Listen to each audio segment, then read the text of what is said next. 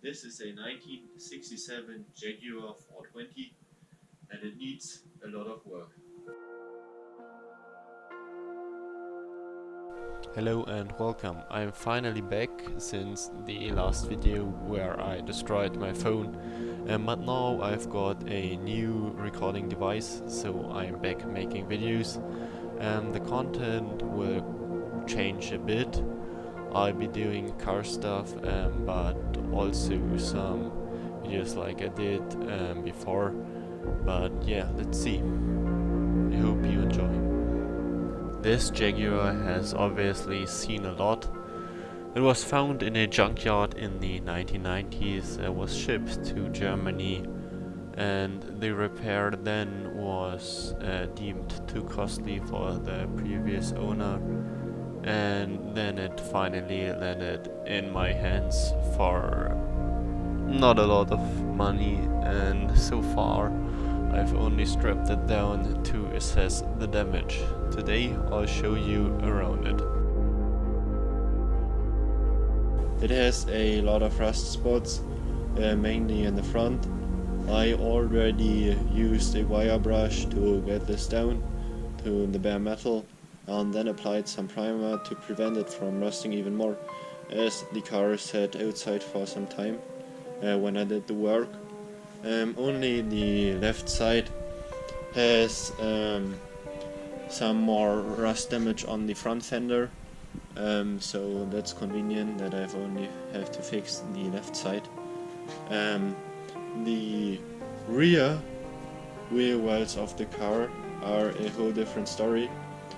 The obvious thing is that there are holes here and that there is some filler onto here, and that's because a previous owner decided to open this up to get this higher. Normally the rear wheel wells are going up to here, so the wheel is encased a bit, but I think what happened is that the rust in the rear got way too much, so they just decided to cut this up and get some filler onto here and put a lip right here like on the front of the car that peeks out a bit. But yeah, I think it's not looking too bad, so I just decided to leave it as is and fill these spots. I don't want to make this project too complicated for myself, that's why I'm leaving it as is, and I will not use a replacement part for the rear of the car to get it fixed. The rest of the car is in okay shape, I guess. Underneath I looked and there wasn't too much rust, and someone decided to add some anti-rust stuff there, so I think it could be in okay shape without needing much work. The real whether the car is really rusty will reveal itself when I get out these sound deafening mats. Moving on to the engine bay. This is Jaguar's 4.2 liter engine that was also used in the E-Type.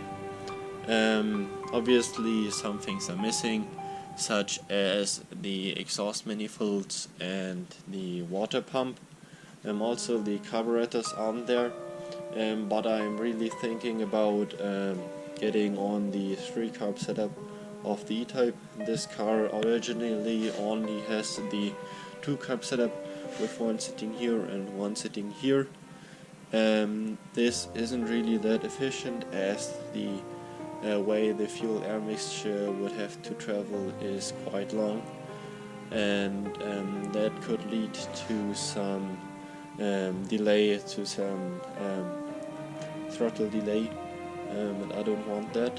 And also the triple carb setup would make some more power. And the E-Type was about like 240 brake horsepower from its power, and this was like 190. So I'll get on the E-Type's intake manifold and carburetors and whatever. And then I get the 420G's air intake, which would lead the air from right in front of here to the three carbs.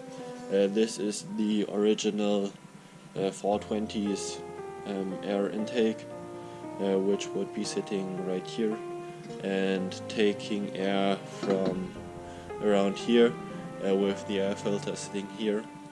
I don't really like the look of it. Sooner or later I'll take out the engine to repaint it and repaint the engine bay. It needs new mounts, obviously, because the old ones are, I don't think they are really good anymore, so I replaced them. And overall make the engine bay look nicer. I think I'll be removing the heater and everything else, and we'll do a race car build. The interior is also completely molded away, so that could save me like 6,000 euros. Instead of restoring it, I'll be putting in some bucket seats, I guess.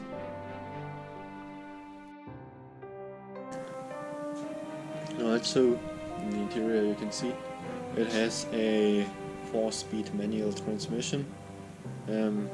I like the 4-speed manual transmission way more than the automatic transmission that was also available in these cars, as the automatic transmissions of that time were incredibly slow. And also you have overdrive on this, and I love overdrive, it's great. And moving on to the rear is actually looking quite okay. It has gotten 2 new fuel pumps and also fuel tanks. On each side there is a fuel tank, so you have fuel doors on both sides, and I think they look quite cool if they are both open, so I'll just quickly do that. So that is what it's looking like when both fuel doors are open. Quite cool, right? Under here there is no rust, but a dent.